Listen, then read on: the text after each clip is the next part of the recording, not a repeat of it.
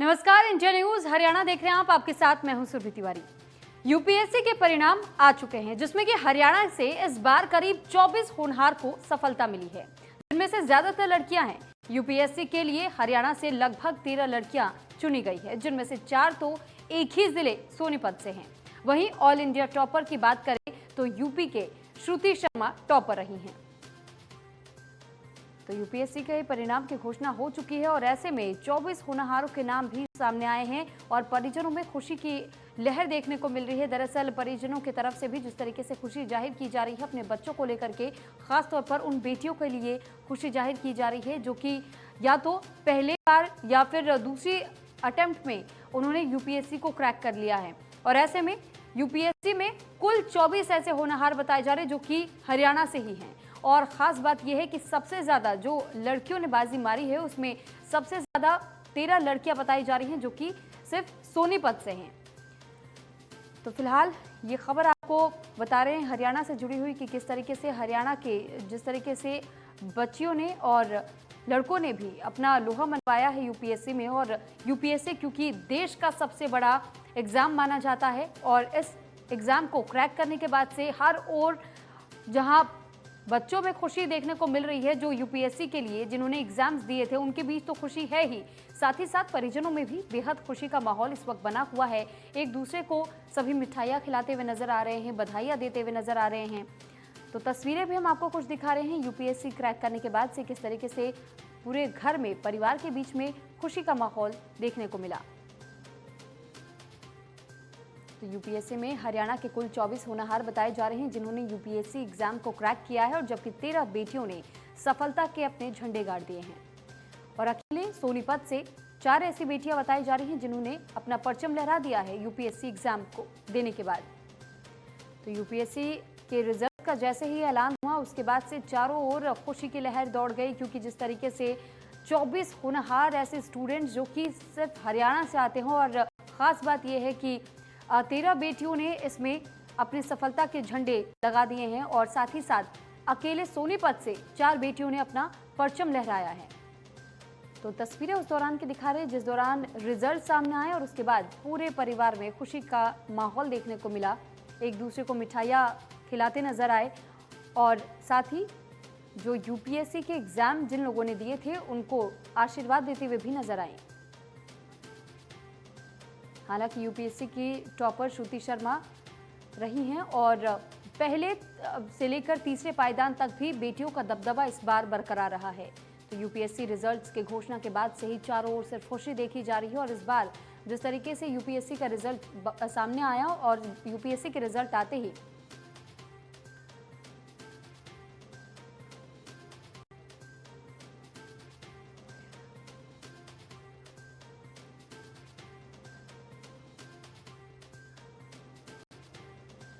तो हमारे साथ यूपीएससी के 2 टॉपर भी जुड़ चुके हैं और हमारे साथ गरिमा जुड़ रही हैं। तो गरिमा से हम बातचीत करेंगे और साथ ही साथ हमारे साथ सानिया भी जुड़ चुकी हैं। सबसे पहले गरिमा, आपसे जानना चाहेंगे कि यूपीएससी टॉपर के तौर पर आज के वक्त में आपको जाना जा रहा है, कैसा महसूस कर रही हैं? मैम बहुत अच्छा लग रहा है। बहुत ही ज्यादा खुशी हो रही है और फैमिली को सबसे ज्यादा खुशी हो रही है। वही में उसी को देख के बहुत अच्छा लगता है। ठीक, सानिया आपसे भी जानना चाहेंगे कि आप भी यूपीएससी टॉपर के तौर पर सामने आई हैं, तो इस वक्त कैसा महसूस कर रही हैं खुद में और परिवार वालों में कैसा माहौल है? मैं और परिवार वाले सब बहुत खुश हैं क्योंकि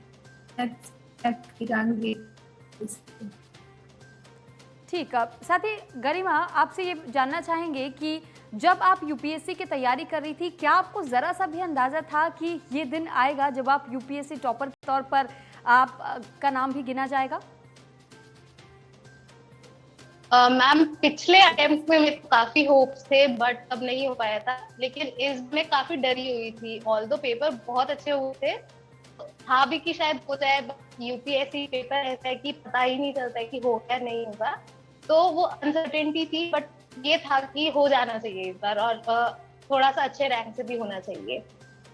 ठीक, सानिया आपसे भी आप जानना चाहेंगे कि क्या वो वजह रही थी जिस वजह से आपको एक वो मोटिवेशन मिला कि आप यूपीएससी एग्जाम को इजीली क्रैक कर सकती हैं? क्योंकि हालांकि हम अक्सर देखते हैं कि परिवार का सपोर्ट सबसे ज्यादा रहता है। क्या आपके साथ भी परिवार का सपोर्ट था जिस वजह से आपने यूपीएससी एग्जाम को क्रैक करने का सोचा और फिर दृढ़ निश्चय लिए हुए आपने इस एग्जाम को क्रैक भी कर लिया?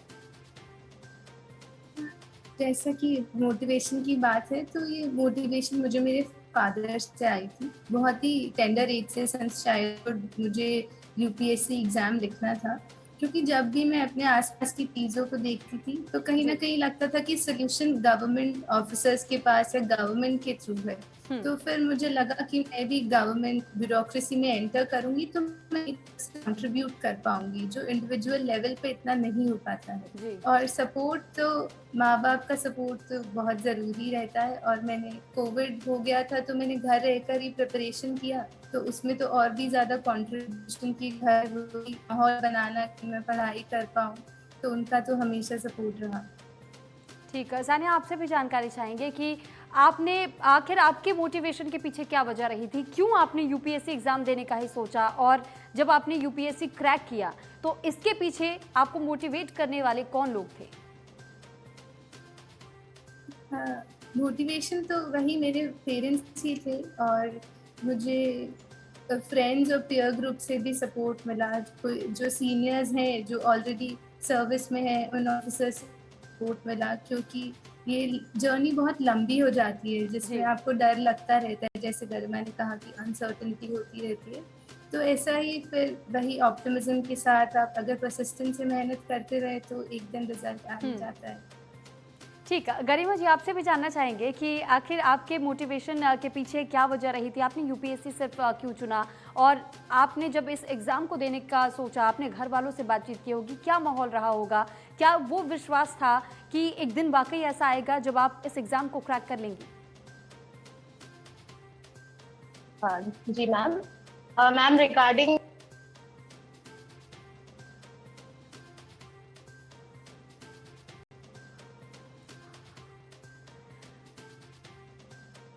की वजह से फिलहाल हमारा संपर्क दोनों होनहार छात्राओं से टूट गया है। उनसे जल्द संपर्क करने की कोशिश फिर से करेंगे। तो सानिया हमारे साथ एक बार फिर से जुड़ चुकी हैं। सानिया, आपसे जानकारी चाहेंगे कि देखिए आपने मोटिवेशन को लेकर के बता दिया, एग्जाम्स को लेकर के बता दिया, लेकिन अगर चेंजेस की बात करें, चेंजेस आप किस तरीके का देखना चाहती हैं? और क्योंकि आपने खुद भी कहा कि जब मैं अपने आसपास के सराउंडिंग्स को देखती थी तब मुझे ये मेरे जहन में ये थॉट आया कि मुझे यूपीएससी की तैयारी करनी चाहिए ताकि मैं चेंजेस ला सकूं। तो अगर चेंजेस की बात करते तो किस प्रकार का चेंजेस आप चाहती हैं? सबसे पहले तो जिस फील्ड में जो सर्विस मुझे एलोकेट होगी और जहां मैं पोस्ट होऊंगी उस अकॉर्डिंग मुझे देखना पड़ेगा।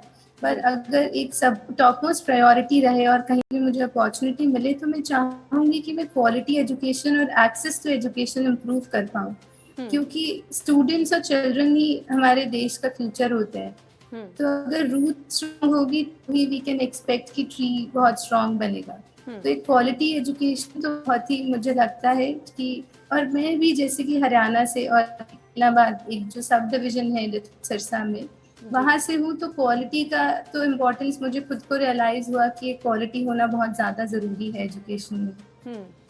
ठीक सानिया, वैसे एक ये भी हमने देखा है कि कई बार जब यूपीएससी की तैयारी स्टूडेंट्स कर रहे होते हैं तो यूपीएससी जो लोग भी तैयारी कर रहे होते हैं उस वक्त उन्हें बहुत ज़्यादा मेहनत करनी पड़ती है, घंटों रात भर भी जाग करके पढ़ाई करनी पड़ती है। ऐसे में क्या स्केड्यूल आपका रहा था? कितने घंटों की पढ़ाई आपको करनी पड़ी थी?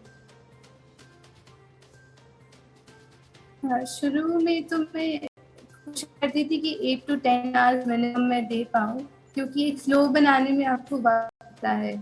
और उसके बाद आई ट्राइड कि मैं 12 आवर्स दूँ, कभी कभी 12 आवर्स से भी ज़्यादा, कि अपना स्लीप टाइम कट कर दूँ, मैं ऐसा फूड इनटेक नहीं करूँ जिससे ज़्यादा स्लीप इंड्यूस होती है। तो ये सब एफर्ट्स मैंने किए कि ताकि मेरा जो आउटपुट है वो इम्प्रूव हो जाए। बिल्कुल, और वाकई काबिल तारीफ है कि आपने वो कर भी दिखाया है। हमारे साथ गरिमा भी जुड़ी हुई हैं। गरिमा, आपसे भी जानकारी चाहेंगे कि क्या वो मोटिवेशन रहा था जिस वजह से आपने यूपीएससी एग्जाम देने का सोचा? साथ ही साथ कितने घंटे की पढ़ाई आपको करनी पड़ी थी जिस वजह से आज आपने इस एग्जाम को क्रैक किया? मैम मोटिवेशन तो ये था कि जो सर्विस है वो बहुत ज्यादा स्कोप प्रोवाइड करती है बहुत सारी चीजें करने का। और मेरे लिए हमेशा एक विमेन एम्पावरमेंट का जो इशू रहा है वो बहुत ही करीब रहा है मेरे दिल के। तो जी। तो मुझे था कि अगर मैं इस सर्विस में आ जाती हूँ तो I can take steps towards empowerment of women. And ma'am जो दूसरा सवाल है आपका कि कितने घंटे पढ़ाई होती थी, तो मैम वो वेरी करता था कि जैसे पेपर पास आता है जी।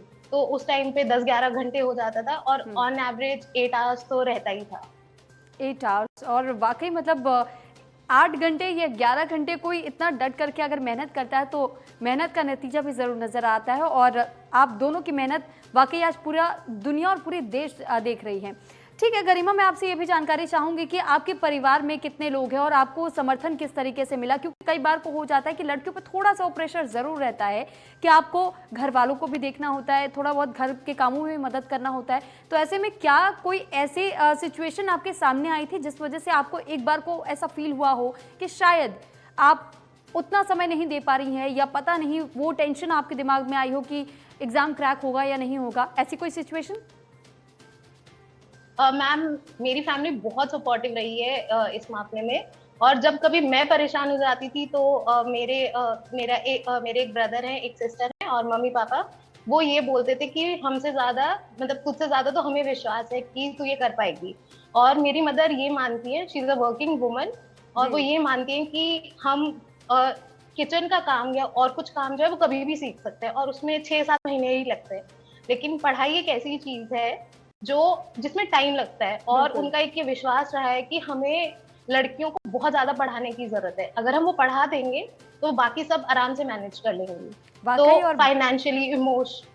जी जी, वाकई ये बहुत अच्छी बात कही आपने कि, और एम्पावरमेंट तो खैर आपके घर से ही दिख रहा है, जिस तरीके से आपने कहा कि आपकी माताजी भी खुद वर्किंग वुमन है, आपको इतना सपोर्ट मिला। और हर बेटियों को यही बस चाहिए होता है कि उन्हें एक सपोर्ट मिल जाए। एक बार सानिया, मैं आपका भी एक बार फिर से रुख करना चाहूँगी, क्योंकि देखिए जब हम बात वुमेन एम्पावरमेंट की करते हैं तो ये बहुत ज़्यादा ज़रूरी हो जाता है, क्योंकि ये कहा जाता है कि अगर नारी पढ़ती है और उसको शिक्षा की प्राप्ति हो जाती है तो वो पूरे समाज में परिवर्तन ला सकती है, अपने घर से शुरुआत करते हुए पूरे समाज को बदल सकती है। आप इस बात में कितना भरोसा रखती हैं? और इसके साथ साथ में आगे आपने एजुकेशन की भी बात कही थी कि मैं थोड़ा सा एजुकेशनल कॉन्सेप्ट में कुछ चेंजेस चाहती हूँ, तो उस चेंजेस को आप किस तरीके से देखती हैं? विमेन एम्पावरमेंट के लिए तो बिल्कुल कि हाँ, और मेरे पेरेंट्स ने भी मुझे इसीलिए ही सपोर्ट किया कि हाँ, लड़कियों को पढ़ने की बहुत ज़्यादा ज़रूरत है, क्योंकि पढ़ाई से आप सिर्फ करियर ही नहीं, आप एक अच्छे इंसान भी बनते हैं, ज़िंदगी को देखने का और सीखने का नज़रिया बदल जाता है। तो फिर वो तो एक है ही। और एजुकेशन के लिए सबसे पहले तो एक्सेस मैं चाहूँगी कि इम्प्रूव हो जाए। जिन बच्चों के पास अभी भी एजुकेशन नहीं पहुंच पा रहा है किसी भी रीज़न से, कि वो रूरल एरिया से है या फाइनेंशियली स्टेबल नहीं है, तो इस तरह से हो कि उनके पास एजुकेशन पहुंचे। और क्वालिटी के लिए मुझे लगता है कि आज के टाइम में जैसे इंटरनेट है या टीचर ट्रेनिंग का प्रोसेस है, उससे ताकि बच्चों की क्यूरियोसिटी एजुकेशन के लिए बढ़े। एजुकेशन ना कि जस्ट कि वो नॉलेज ग्रैब कर लें, पर एक सीखें, किसी चीज़ को ग्रो करें और इनकी इंक्विजिटिवनेस इंक्रीज हो जाए। तो मैं चाहूँगी ये चीज़ें हमारे टीचिंग मॉड्यूल में इंट्रोड्यूस हो जाएं। बिल्कुल, आपकी सोच बहुत अच्छी है और बहुत नेक है, और हम भी यही उम्मीद करेंगे कि आपके सोच को उतना ही बल मिले और आप इसी कॉन्फिडेंस के साथ लाइफ में आगे बढ़ते रहे। सानिया, एक और चीज़ हम आपसे जानना चाहेंगे, जो स्टूडेंट्स मान लीजिए यूपीएससी के लिए लंबे समय से तैयारी कर रहे हैं, कई बार उनका मनोबल टूट जाता है, वो एग्जाम्स क्रैक नहीं कर पाते। ऐसे में उनका मनोबल ना टूटे, वो इसी तरीके से मेहनत करते रहे कि किसी अटेम्प्ट में तो ज़रूर वो क्रैक करेंगे। ऐसे में उनके लिए किस तरीके का मैसेज देना चाहेंगे? मनोबल, एक ऐसा कहा जाता है कि आप ऑफिसर जिस दिन आपका रिजल्ट आ जाए आप उस दिन नहीं बनते हैं। तो ये पूरी जर्नी ही आपको ऑफिसर बनने के लिए ट्रेनिंग देती है कि आप किस तरह से अपनी मेंटल स्टेबिलिटी रखेंगे, अपनी प्रायोरिटीज डिसाइड करेंगे। तो ये आप सोच लीजिए कि मुझे मेंटली तो स्ट्रांग होना ही है, अपना मनोबल नहीं गिराना है कुछ भी हो जाए, क्योंकि अगर आप सर्विस में एंटर करते हैं तो भी बहुत सी चीज़ें आपको फेस करनी पड़ेंगी। बिल्कुल। और दूसरा, ये मैं पर्सनली अपने दिमाग में ये रखती थी कि अगर नहीं भी हो पाता है तो भी इस जर्नी में इतना सब मैंने सीखा है, वो मुझे इन लाइफ हमेशा काम आएगा, जो मैं शायद नहीं सीख पाती इतना कुछ चीज़ों के बारे में।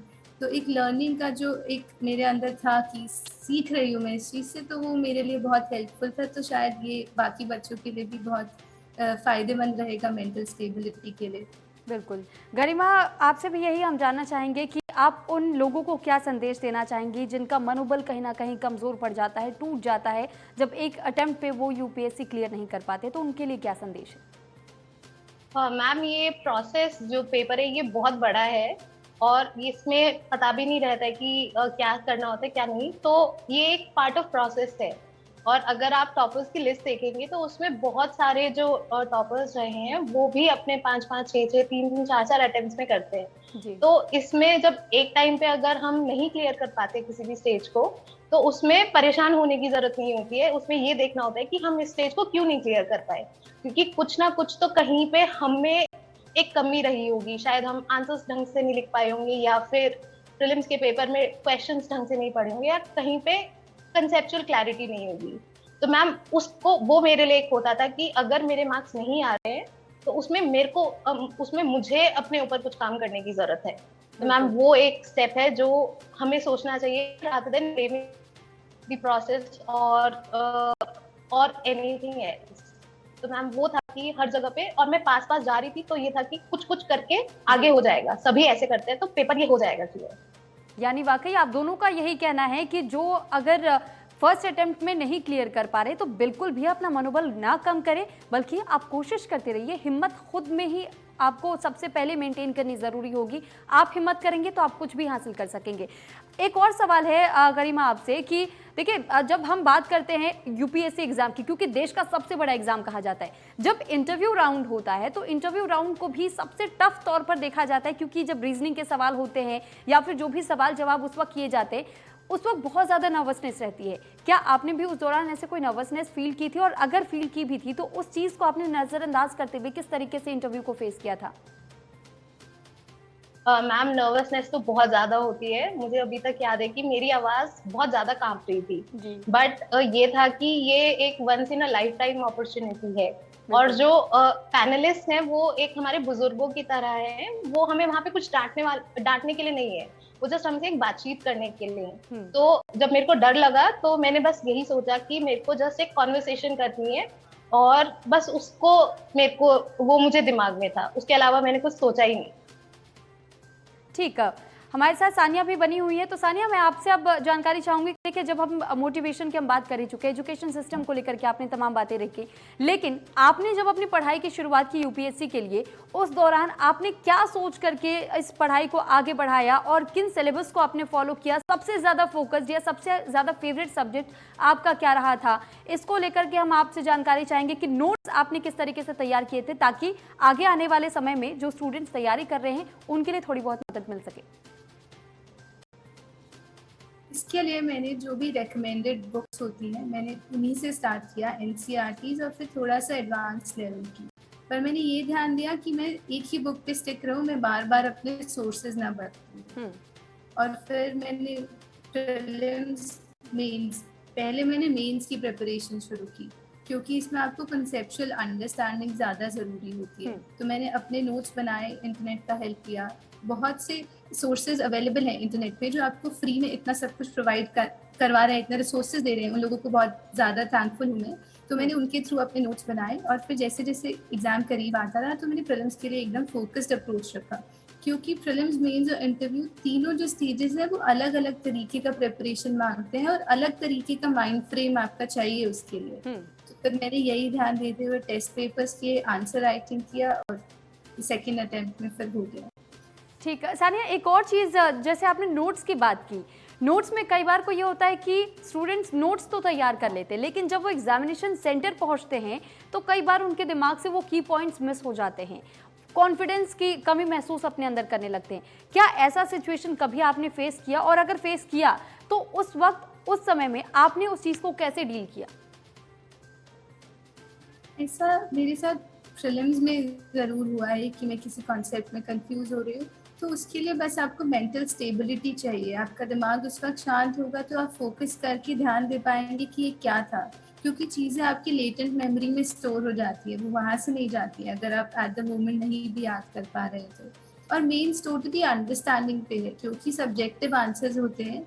अगर आप एक या दो की पॉइंट्स भूल भी गए तो आपको और rest of the part, introduction, conclusion, जी। ये सब तो आपके दिमाग में होता ही है, so you can write that down. तो उससे अगर नहीं, हर जरूरी नहीं है कि हमें हर आंसर बहुत अच्छे से आता हो, फिर भी हम इसमें लिख पाते हैं क्योंकि कुछ ना कुछ हमारे दिमाग में रहता है। ठीक है सानिया और गरिमा, बहुत धन्यवाद आपका हमारे साथ जुड़ने के लिए, अपनी अपनी बात को रखने के लिए, और एक बार फिर से इंडिया न्यूज़ हरियाणा की पूरी टीम की तरफ से आप दोनों को बहुत बधाई। तो यूपीएससी की परीक्षा में 17वीं रैंक लेकर के फरीदाबाद की बेटी महक जैन ने जिले और प्रदेश का नाम रोशन कर दिया। बेटी की कामयाबी पर परिजन उसकी मेहनत का फल बता रहे हैं। बधाई बहुत बहुत, बेटियां देश के लिए काम कर रही हैं। फरीदाबाद के सेक्टर 16 में रहने वाली महक जैन ने यूपीएससी में 17वीं रैंक लेकर न केवल जिले का नाम रोशन किया है बल्कि पूरे प्रदेश का नाम रोशन किया है। खुद कैबिनेट मंत्री मूलचंद शर्मा महक जैन को बधाई देने उनके निवास पर पहुंचे हैं। बात कर लेते हैं। सर, फरीदाबाद का नाम रोशन तो हुआ ही है, हरियाणा का साथ में भी रोशन हुआ है नाम। महक जैन ने जो देश के प्रधानमंत्री आदरणीय नरेंद्र मोदी ने जो नारा दिया था, बेटी बचाओ बेटी पढ़ाओ, उस नारे को साकार किया है। जहां अपने परिवार का नाम किया है, वहाँ पूरे प्रदेश का नाम किया है और पूरे भारत में 17वीं जो रैंक प्राप्त की है, मैं बहुत बधाई देता हूँ कि हरियाणा सरकार की तरफ से, मुख्यमंत्री जी की तरफ से, कि बेटियों जो कल्पना थी, जो प्रधानमंत्री उस सपने को साकार किया है। और परिवार के सारे सदस्यगण हैं जिन्होंने बेटी की पढ़ाई के लिए सारा वातावरण तैयार किया है। माँ बाप, माता पिता जो होते हैं वो सब तैयार करते हैं माँ, और बेटी ने उस हालात में सब कुछ परिवार का, घर का जो नाम रोशन किया। और फरीदाबाद से एक नहीं, फरीदाबाद से 2 बेटियाँ हैं, एक बेटा है, 3 बच्चों ने फरीदाबाद से जो नाम किया है। मैं सबको बधाई देता हूँ और ये देश में नाम रोशन करेंगे और देश को बुलंदियों तक ले जाने का काम करेंगे। बच्चों की तो मेहनत है ही है अपनी जगह, लेकिन सरकारें कई बार, जो कि आपके केंद्र की या प्रदेश की सरकार ने बेटी बचाओ बेटी पढ़ाओ का एक नारा दिया था, तो लगता है क्या वो साकार हो रहा है? देश के प्रधानमंत्री जी ने कहा था, मैं वही काम करूँगा देश हित में रहेगा। और देश हित में जहाँ बेटी बचाओ बेटी पढ़ाओ जिस नारा है, उसे साकार किया है और पूरे भारत को भ्रष्टाचार मुक्त किया है। अपना पराया मेरिट पर, योग्यता के आधार पर पूरे प्रदेश में और देश में जो नौकरियाँ हैं, प्रदेश के मुख्यमंत्री मनोहर लाल जी के नेतृत्व में पूरे प्रदेश में जो भ्रष्टाचार मुक्त जो नौकरियाँ दी हैं, उसी सपने को यूपीएससी में बच्चों ने किया है। ये सब मेरिट योग्यता पर, और मेरिट के साथ साथ बच्चों ने पूरी मेहनत के साथ जो करें। जिन बच्चों ने शिक्षा के क्षेत्र में जो बच्चे हैं, वही इस तरह के अहदों पर प्राप्ति करते हैं। बिल्कुल, हमारे साथ में महक जैन भी हैं, एक बड़ी उपलब्धि है। महक, सबसे पहले तो इंडिया न्यूज़ की तरफ से आपको बहुत बहुत बधाई कि इतनी बड़ा मुकाम आपने हासिल किया, लेकिन चुनौती बहुत होंगी बीच में। किस तरह की चुनौती रही, चूँकि बताया जा रहा है कि तीसरा अटैम्प्ट है जो आपने क्लियर किया है? जी, चुनौतियों का कहीं सामना करना पड़ा, क्योंकि जो मेरे पिछले 2 अटैम्प्ट थे उसमें प्रीलिम्स भी क्वालिफाई नहीं कर पाई थी, तो काफ़ी बार निराशा भी होती थी। उसके बाद सोशल सर्कल जो होता है, सोशल लाइफ भी काफ़ी त्यागनी पड़ती है, फोकस स्टडी करनी पड़ती है लंबे घंटों तक, निरंतर डेली सेम ही किताबें, सेम ही एनवायरनमेंट, सेम ही लाइफ जीनी पड़ती है। तो चैलेंजिंग रहा था, बट क्योंकि ठान लिया था तो करके दिखाना था। एक सवाल है आपसे, चूँकि आप तीसरी बार अटैम्प्ट किया, लेकिन निराशा बहुत लोगों को, बच्चों को होती है, क्योंकि ये मुकाम हासिल करना हर किसी, कोशिश तो तमाम लोग करते हैं, बच्चे करते हैं, लेकिन मुकाम हासिल नहीं होता, निराश होते हैं। उनको लेकर क्या कहेंगे, कैसे उनका हौसला बढ़ाएंगे? मुझे लगता है कि निराशा तो होती है जब रिजल्ट्स हमारे एक्सपेक्टेड नहीं आता है, पर हमें कभी भी गिव अप नहीं करना चाहिए। मेरा खुद ही का उदाहरण देखिए, मैं पहले 2 अटैम्प्ट में इवन जो फर्स्ट स्टेज होती है वो भी नहीं क्लियर कर पाई थी। बट अगर हम अपने आप को रीअसेस करें, अपनी गलतियों को सुधारें, उन पर काम करें और निरंतर प्रयास करें, तो सफलता ज़रूर मिलती है। बिल्कुल, निश्चित तौर से। देखिए, ये महक जैन थी जिनका साफ तौर से कहना है कि निराशा से कुछ नहीं होने वाला है। 2 अटैम्प्ट पहले उनके भी क्लियर नहीं हुए थे, लेकिन अगर आप लगातार निरंतर प्रक्रिया जारी रखेंगे, पढ़ाई पर फोकस करेंगे, तो निश्चित तौर से सफलता मिलेगी। फरीदाबाद से देवेंद्र कौशिक, इंडिया न्यूज़। इसी के साथ फिलहाल इस बुलेटिन में इतना ही। आप बने रहिए इंडिया न्यूज़ हरियाणा के साथ। नमस्कार।